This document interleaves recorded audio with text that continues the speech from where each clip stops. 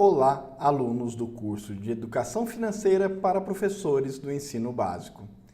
Vamos continuar com o nosso curso de Economia e Bens Públicos. Na primeira parte do nosso curso, falamos do problema central da economia, que é a escassez dos recursos. Falamos também que vivemos em uma economia de mercado, com dois agentes principais, os consumidores e os produtores. Na segunda parte do nosso curso, falamos justamente da racionalidade do consumidor, essa parte importante de uma economia de mercado. Agora chegou o momento de falarmos da outra parte do mercado, a racionalidade dos produtores ou ofertantes. Na aula de hoje, portanto, vamos falar como a teoria econômica preconiza o que será um uso eficiente dos recursos escassos por parte da firma. Vamos entender, portanto, o problema da empresa. Ela também tem que lidar com a sua produção para gerar produtos que serão ofertados no mercado. Então vamos falar um pouquinho de como se formam os custos da empresa e como ela vai transformar insumos produtivos em um produto final, levá-lo para o mercado em uma quantidade ótima e principalmente sabendo precificar o seu produto, ou seja, quanto ela deve cobrar pelo produto que está produzindo ou ofertando. O primeiro passo para entender o problema da firma é definirmos qual que é o objetivo econômico da empresa. E a teoria econômica diz o seguinte: olha, o objetivo econômico da empresa é maximizar o lucro da empresa. Portanto, a primeira coisa que devemos fazer é definir o que é lucro. Lucro é nada mais do que a diferença entre a receita total, que é o que a empresa recebe com as suas vendas, e o custo total, que é quanto ela gasta para produzir o que ela está vendendo. Portanto, essa diferença entre receita total e custo total é o que sobra de lucro para a empresa. Agora que já definimos o que é o lucro, vamos falar do problema da empresa separando o problema de maximização da receita do problema de minimização dos custos. Ou seja, se a gente resolver esse problema pensando na maneira como a empresa consegue maximizar a sua receita e também pensando em como ela consegue minimizar os seus custos de produção, a gente consegue chegar aonde queremos, que é a maximização do lucro da empresa. Vamos começar, portanto, entendendo como se formam os custos de uma empresa. A empresa organiza fatores de produção, ou insumos, transforma esses insumos em um produto final. Portanto, devem compor os custos das empresas os custos de todos os insumos produtivos, ou o custo de todos os fatores de produção. É importante a gente separar os custos ou fatores de produção em dois tipos. Aqueles que geram o que a gente chama de custos explícitos, ou seja, aqueles custos que todo mundo enxerga, que é explícito. Vamos pensar num exemplo. Vamos supor uma empresa bastante simples, uma empresa de uma única pessoa que faz bolos. Essa pessoa faz bolos para vender. Nessa nossa empresa que faz bolos, o que podemos tomar como custos explícitos? Bom, todo mundo sabe, né? Qual é a receita do bolo? São os ingredientes que a gente precisa colocar ali, né? Isso irá compor os nossos custos explícitos. Então estará nos nossos custos quanto gastamos com ovos, farinha, açúcar, leite condensado e o que mais for no bolo. Isso serão os insumos que gerarão custos que a gente chama de custos explícitos. Bom, além disso, temos outros custos, como por exemplo, a conta de água, a conta de energia. Eventualmente, se for uma empresa com mais de uma pessoa, o salário dos funcionários. Todos esses são custos que nós enxergamos. Geralmente as pessoas consideram esses custos, colocam isso em uma planilha, verifica se o que elas estão recebendo pelo produto que estão produzindo cobre esses custos explícitos e a conta muitas vezes é feita dessa forma simplista. Mas para um correto entendimento do problema econômico da produção de bolos, devemos considerar no problema também o que a gente chama de custos implícitos. Estes custos são tão importantes quanto os custos explícitos. Vamos supor que essa pessoa, antes de decidir produzir bolos para vender, ela trabalhava em uma loja, no comércio. E lá na loja, no comércio, ela ganhava ali algo em torno de R$ 1.500 por mês. A partir do momento que ela decidiu largar o emprego no comércio para produzir bolos, ela deixou de ganhar o salário dela trabalhando no comércio. Portanto, há um custo de oportunidade. Ela deixou de ganhar R$ 1.500 por mês para produzir bolos. Portanto, esse custo de oportunidade, que é quanto vale o trabalho dela no mercado de trabalho, quanto ela conseguiria ganhar com outra atividade, também deve ser considerado nos custos da empresa. Portanto, deve entrar na folha de custos. Além do custo da farinha, da água, do ovo e etc., o custo de oportunidade do trabalho de quem está lá. Se ela ganhava 1.500, ela tem que ganhar também uma remuneração pelo menos equivalente às alternativas possíveis de ganho em outros setores. Dentro dos custos implícitos, devemos considerar não somente o custo de oportunidade do trabalhador, do empresário, mas também o custo de oportunidade de outros recursos que podemos utilizar para outros fins e que utilizamos na estrutura produtiva do nosso negócio. Por exemplo, consideremos a nossa produção de bolos. Suponha que para produzir os bolos e para vendê-los no mercado, eu tenha um ponto no centro da cidade, um espacinho ali que eu abri a porta e agora utilizo para vender os meus bolos. Vamos supor a situação em que este imóvel utilizado para a produção e venda dos bolos seja próprio. Portanto, não há custos explícitos de aluguel, mas há sim custo de oportunidade do imóvel. O que queremos dizer com isso? Suponha que eu resolvesse voltar para o meu trabalho no comércio, em uma loja de sapatos, por exemplo, e lá eu volte a ganhar os meus R$ 1.500 e eu continue proprietário desse ponto que eu tenho no centro da cidade. O que eu posso fazer com esse ponto? Eu posso alugar. Portanto, há um custo de oportunidade sobre o imóvel que deve ser considerado nos custos da empresa. Quanto vale o aluguel desse ponto? O aluguel desse ponto vale bastante. Ele está muito bem localizado, é no centro da cidade, embora não seja grande, eu conseguiria ganhar com ele cerca de R$ 1.500 por mês. Olha só, é mais um custo que eu devo considerar na hora que eu for analisar se a minha empresa de produzir bolos está valendo a pena.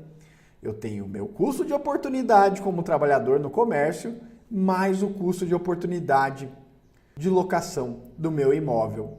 Só com esses dois custos, quanto eu ganharia no comércio, 1.500, mas quanto eu poderia estar recebendo de aluguel do meu imóvel mais 1.500, eu já teria R$ 3.000 de custos que devem ser inclusos na hora do planejamento do meu negócio de produção de bolos.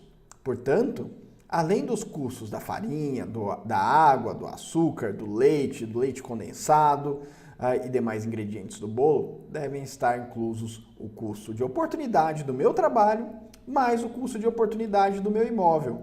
Afinal de contas, se eu não remunerar esses fatores de produção com o meu negócio de produção de bolo, pode ser que no final das contas, embora o que eu receba com as vendas dos bolos cubram os custos explícitos, ainda assim não vale a pena. Talvez fosse mais vantajoso voltar para o meu emprego, trabalhando em uma outra loja no comércio e alugar o meu ponto. Ótimo, já definimos o que são os custos implícitos e o que são custos explícitos. E a importância de considerar ambos os tipos de custos na hora de fazer a análise de viabilidade econômica do nosso empreendimento. Agora vamos falar da função de produção, um importante passo para entendermos como se formam os custos das empresas. O que é a função de produção? Nada mais é do que a receita do bolo. Tudo aquilo que eu preciso compor usando uma determinada tecnologia de produção para ter o meu produto final. A função de produção do nosso bolo será a receita do bolo. O que vai no nosso bolo? Vamos fazer um bolo de cenoura. 3 cenouras, 4 ovos, meia xícara de chá de óleo, 2 xícaras de farinha, 1 colher de fermento em pó, 1 colher de manteiga. Para a cobertura vamos usar uma caixinha de leite condensado, uma caixinha de creme de leite e uma barra de chocolate derretida. Ótimo, já temos os ingredientes. Esses são os ingredientes explícitos, nunca se esqueça. E quantas horas de trabalho? Devemos computar também na nossa conta, é um ingrediente importante. A princípio vamos definir que para misturar os ingredientes, colocar na forma e levar ao forno, eu gaste aí 40 minutos. Portanto, devemos considerar esses 40 minutos também como um ingrediente, né? Um fator de produção. Eu falei de forma, falei de forno, então também são ingredientes. Preciso de um forno, capital, que a gente vai chamar de capital instalado, né? E de uma forma, também parte aí da minha estrutura produtiva, do capital instalado para a minha empresa. Ótimo, tenho os ingredientes. Vou utilizar uma tecnologia de produção, né? Minha tecnologia de produção é o seguinte, é misturar os ingredientes, colocar na forma e levar ao forno. Essa é a minha técnica. Bom, eu posso mudar a minha função de produção? Eu posso melhorar essa função de produção? Posso torná-la mais eficiente? Talvez sim. Eu falei que a gente ia demorar 40 minutos para fazer esse bolo de cenoura, certo? Colocar todos os ingredientes em uma vasilha, misturar, colocar na forma e levar ao forno. Eu posso, por exemplo, adicionar mais capital, mais estrutura produtiva. Ao invés de misturar na mão os ingredientes, eu posso utilizar uma batedeira. Isso torna o processo mais rápido. O que eu gastaria antes 40 minutos para preparar, pode ser que eu consiga preparar com a batedeira em 20 minutos. Eu posso alterar os fatores de produção. Posso colocar um pouco mais de açúcar e o bolo muda um pouco a qualidade. Posso colocar um pouco mais de leite condensado. Posso tirar o leite condensado, diminuir meu custo, fazer a cobertura só com chocolate e um pouco de leite, um pouco de água. Bom, eu posso utilizar receitas mais variadas possíveis. A composição de todos os insumos e ingredientes, mais a minha técnica de produção, vai me dar o que eu vou chamar aí de função de produção. Ela tem, portanto, componentes que são insumos, os ingredientes, o capital utilizado, as horas de trabalho e tem também uma técnica de produção, que pode inclusive ser aperfeiçoada com o tempo. Com o tempo eu consigo produzir mais rápido, eu consigo descascar e picar as cenouras de uma forma mais ágil, eu pego mais prática de passar o bolo para a forma, de untar a forma, e vou ganhando produtividade à medida que eu vou aperfeiçoando a minha técnica de produção. Falando ainda de função de produção, é importante apresentar um conceito para vocês, que é o conceito de rendimentos marginais decrescentes. Vamos falar de uma importante propriedade da nossa função de produção. A gente pode aumentar a nossa produção aumentando os fatores de produção, sempre com um limite. Por exemplo, se eu tenho uma batedeira para trabalhar, eu posso aumentar minha produção, eventualmente, se eu comprar mais uma batedeira. Assim eu consigo bater 2 bolos ao mesmo tempo. E aí a minha produção fica mais rápida e mais ágil. Se eu comprar uma terceira batedeira, talvez ainda aumente a minha produtividade. Mas com certeza, se eu trabalho sozinho fazendo os meus bolos, se eu comprar 10 batedeiras, eu não vou dar conta de operar as 10 ao mesmo tempo. Portanto, o aumento de produção, dado o incremento de um determinado insumo, pode aumentar, mas sempre a taxas decrescentes. O mesmo vale para outros insumos, né? A gente sempre vai ter algo limitando a nossa capacidade de operar aquele fator de produção. Pode ser a batedeira, pode ser um forno, né? Se eu aumentar de um forno para 2 fornos, pode ser que aumente a produção, mas se eu colocar 20 fornos e não aumentar o número de pessoas para cuidar desses fornos, provavelmente não vai aumentar tanto assim a minha produção. Eu tenho um limite de capacidade de aumento de produção, aumentando apenas um fator de produção.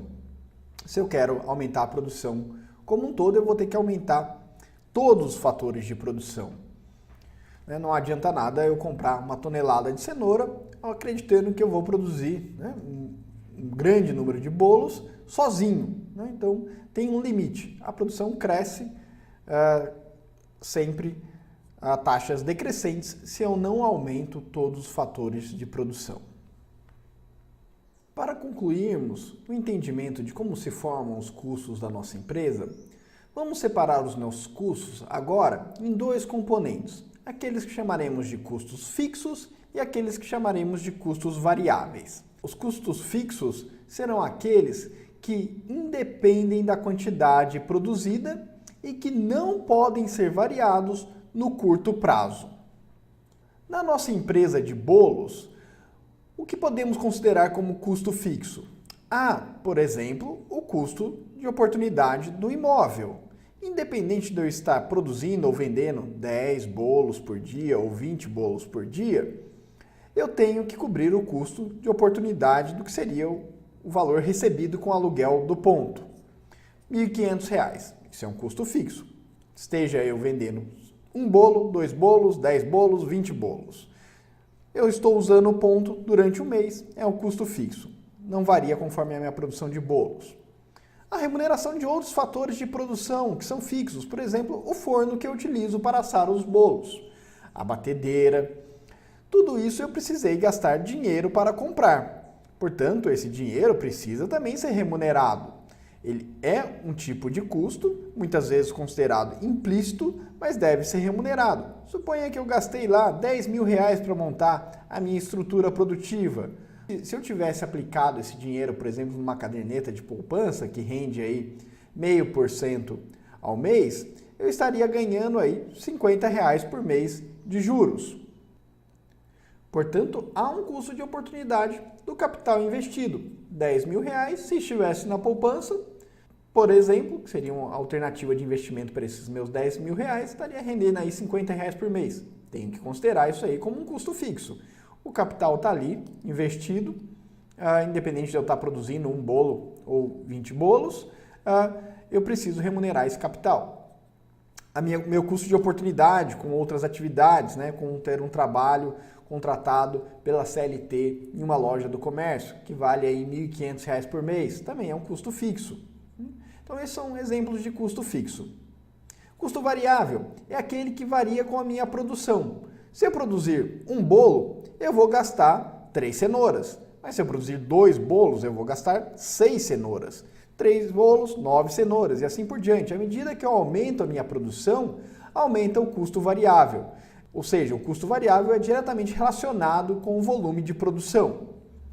Por que é importante eu separar os meus custos em custos fixos e variáveis?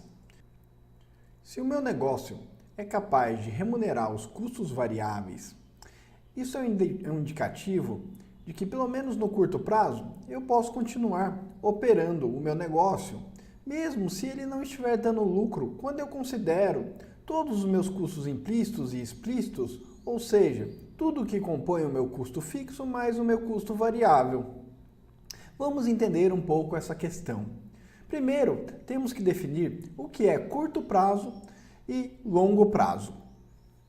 Em economia, definimos curto prazo não com um valor objetivo cronológico, mas sim com o tempo necessário para que eu consiga alterar todos os meus fatores de produção, seja aumentando ou diminuindo esses fatores de produção. Vamos entender com um exemplo. No nosso caso da produção de bolos, o que seria curto prazo e longo prazo? Bom, no curto prazo, eu não sou capaz de alterar todos os meus fatores de produção. Portanto, quanto tempo seria necessário para que eu conseguisse alterar todos os meus fatores de produção? No nosso caso, seria o tempo necessário para aumentar todos os fatores de produção, incluindo o imóvel que eu utilizo, adquirir mais um forno, adquirir mais insumos, mais cenoura, mais açúcar, mais leite condensado, mais chocolate. Ou seja, aquele espaço de tempo em que eu consigo aumentar ou diminuir todos os meus fatores de produção. Provavelmente no negócio de produção de bolos, o limitante será o imóvel, por exemplo. Quanto tempo eu preciso para conseguir mais um imóvel para produzir bolos? Eventualmente alugar um imóvel, comprar um imóvel. Quanto tempo eu preciso para conseguir mais um forno, mais uma batedeira? Quanto tempo eu preciso para conseguir mais um funcionário? Pode ser quanto tempo eu preciso para conseguir mais um, ou quanto tempo eu preciso para desfazer do que eu já tenho. Ou seja, caso eu queira fechar o meu negócio, quanto tempo eu preciso para vender o meu ponto, ou alugar esse ponto para outra pessoa, vender o meu forno, vender as minhas formas. Então, este seria a definição de curto prazo. Curto prazo para a nossa empresa de bolos deve ser algo em torno de 1 mês, 2 meses, 3 meses, né? É o tempo que eu preciso aí para conseguir um ponto novo ou para alugar o meu ponto para outra pessoa, ou seja, aumentar ou diminuir esse fator de produção, o tempo que eu consigo contratar um novo funcionário. Os demais fatores de produção, eles variam mais facilmente, né? A cenoura, o açúcar, eu vou ali no mercado, compro mais um pouco, isso é rápido, né? Mas dependendo do negócio, o curto prazo pode ser longo, né? Vamos supor uma empresa que extrai petróleo no mar. Quanto tempo ela demora para aumentar todos os seus fatores de produção? Ou seja, quanto tempo ela demora para construir uma plataforma de petróleo a mais? Opa, talvez não seja 2 meses, 3 meses, mas 1 ano, 2 anos, 3 anos. Né? Depende da complexidade do negócio. Portanto, curto prazo não tem um valor cronológico bem definido em economia. Vai depender do negócio que estamos avaliando. Portanto, curto prazo é aquele espaço de tempo em que eu não consigo variar todos os meus fatores de produção. E longo prazo é o espaço de tempo em que eu consigo variar todos os meus fatores de produção. Agora que já definimos o que são os custos variáveis e os custos fixos, e também já definimos o que é curto prazo e longo prazo, podemos associar esses conceitos. Podemos dizer que no curto prazo, aqueles componentes da nossa produção que não conseguimos variar serão definidos como custos fixos. E no longo prazo, não haverão custos fixos. Afinal de contas, no longo prazo eu consigo variar todos os meus fatores de produção. Portanto, essa ideia de custo fixo e custo variável está associado ao conceito de curto prazo. Associados a esses conceitos, podemos dizer o seguinte: o nosso negócio vale a pena se ele for capaz de remunerar todos os meus custos, inclusive os custos de oportunidade ou aqueles que a gente chamou de custos implícitos. Geralmente, quando o nosso negócio tem risco, a gente também coloca aí um que a gente chama de prêmio de risco, uma remuneração pelo risco que estamos correndo. Nosso negócio irá valer a pena se formos capazes de cobrir todos esses custos. No entanto, se o nosso negócio for capaz de cobrir os custos variáveis, ou seja, na nossa empresa de bolo, pagar os ingredientes, a cenoura, o açúcar, o óleo, o leite condensado e os outros ingredientes, né, o gás que a gente utiliza no forno, a conta de luz, a conta de água, aqueles componentes que a gente definiu como sendo variáveis no curto prazo, mas não estiver remunerando 100% os custos fixos, ou seja, os custos de oportunidade do capital instalado, do uso do imóvel e do meu trabalho que poderia estar sendo aplicado em outra empresa, com um trabalho assalariado, ainda assim, cobrindo os custos variáveis, eu devo permanecer com o negócio aberto no curto prazo. Afinal de contas, no curto prazo, eu não consigo achar um emprego, eu não consigo alugar o meu imóvel para outras pessoas e eu não consigo recuperar o capital investido para colocar o dinheiro de volta no banco. Portanto, dizemos que no curto prazo eu preciso, para manter o meu negócio aberto, pelo menos remunerar o que eu defini como sendo os custos variáveis. E no longo prazo, que é aquele período de tempo em que eu consigo variar todos os meus fatores de produção, eu preciso estar remunerando os custos fixos e os variáveis, ou seja, todos os custos para que o meu negócio valha a pena e eu o mantenha aberto. Caso eu não consiga remunerar todos os custos, eu, no longo prazo, fecho a minha empresa e vou utilizar a minha capacidade produtiva, né, o meu trabalho e mais os recursos que eu investi de outra forma. Além de entender o que são os custos fixos e variáveis, é importante eu entender mais um conceito, o conceito de custo marginal. Lembra-se da ideia de marginalidade em economia, que se referia àquela última unidade, a unidade que está na margem? Ela também é aplicada aqui quando a gente está falando de produção. Falamos dela na nossa aula de teoria do consumidor para se referir à utilidade marginal. Aqui vamos falar do custo marginal, que nada mais é do que o custo de produzir uma unidade a mais, ou seja, quanto custa produzir um bolo a mais. Vocês já devem estar imaginando, bom, o custo marginal de produzir um bolo a mais é o custo da receita, né? Então, 3 cenouras, 2 xícaras de farinha e etc, aqueles ingredientes todos que a gente já falou, isso é o custo de produzir um bolo a mais. Até certo ponto, né? Enquanto, por exemplo, a gente não precisar aumentar o tamanho do forno. Vamos supor que no nosso negócio a gente tem apenas um forno que consegue assar 2 bolos por vez e a gente demora aí mais ou menos 1 hora assando cada bolo, né? Tirar o bolo, colocar, tirar da forma, tá 1 hora. Suponha que eu trabalhe aí 10 horas por dia, 2 bolos por hora, eu consigo produzir 20 bolos por dia, certo? Qual que é o custo marginal de produzir o 21º bolo? Opa! Então, aí já mudou um pouquinho, não é mais só o custo da farinha, o custo do óleo, do açúcar e aqueles ingredientes que a gente chamou ali de custos variáveis. Eu preciso de um forno novo, porque com o meu forno eu consigo produzir apenas 20 unidades. Ah, mas todo dia está faltando um bolo. Sempre chega algum cliente atrasado e fala, me vê um bolo. E aí não tem, já vendi os 20 bolos que eu produzo nesse dia. Eu vou ter que analisar se vale a pena comprar um forno a mais para atender esse único cliente que eu deixei de atender.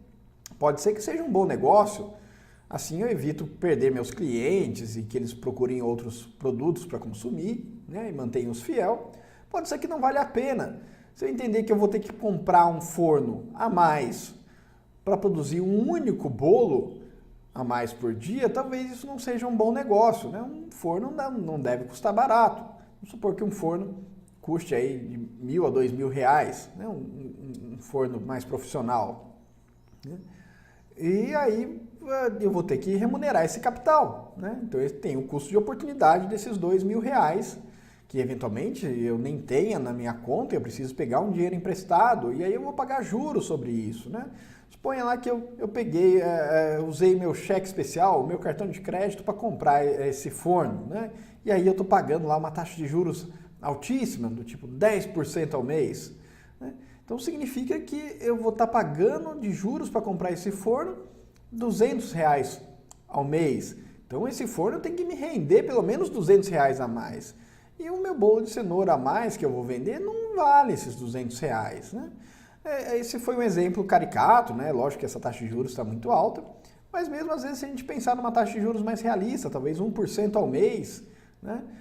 E aí eu tenho que, meu forno custa R$2.000, eu tenho que ganhar R$20 a mais aí todo mês para remunerar, né, esse capital que eu peguei emprestado para comprar esse forno.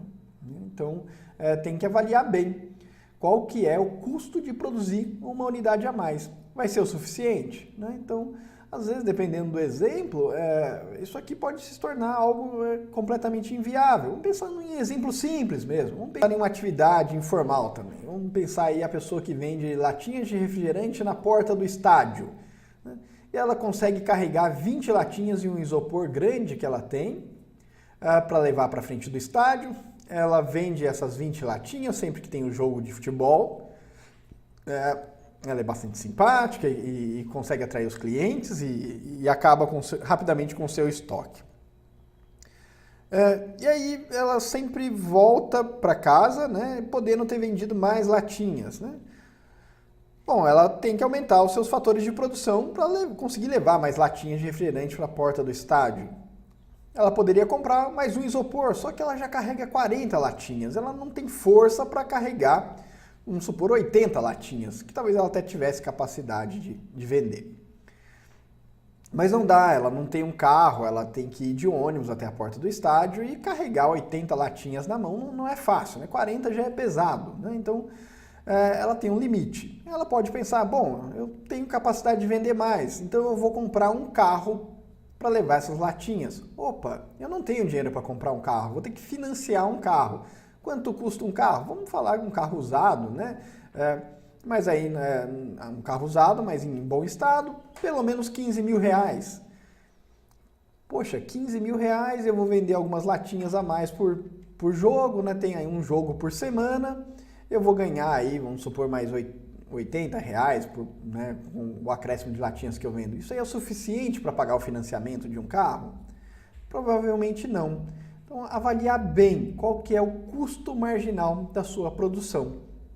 Vale a pena expandir o negócio? Qual que é o fator de produção que eu tenho que aumentar para conseguir expandir o meu negócio? Né? Eu estou aumentando o fator de produção correto? Pode ser que sim, pode ser que não. Né? Eu estou querendo transportar mais latinhas. Eu vou de ônibus, eu preciso de um carro. Ou eu posso aumentar outro fator de produção. Por exemplo, eu posso convidar o meu irmão, que também está desempregado, para ir lá, né, comigo. E aí eu levo 40 latinhas, ele leva mais 40. Né? Então aumenta a renda da família, né? E eu não precisei comprar um carro. E aí talvez valha a pena. O custo de oportunidade foi um pouco menor. Então, analisar quais são os fatores de produção que podem ser aumentados para aumentar a produção. Portanto, você não deve se esquecer dos principais conceitos vistos na aula de hoje para empreender. Todos os fatores de produção devem ser remunerados. Não se esqueça de contabilizar aqueles fatores de produção que geram os custos implícitos também, não apenas aqueles fatores de produção que geram os custos explícitos. Deixar de considerar os fatores de produção que geram custos implícitos pode estar te levando a uma decisão errada sobre a manutenção de um negócio ou sobre a decisão de empreender com este negócio. Depois dessa aula você já deve estar com fome, não é mesmo? É hora de um cafezinho. No nosso próximo vídeo vamos falar sobre o outro componente dos lucros da empresa, as receitas. Nos vemos em breve.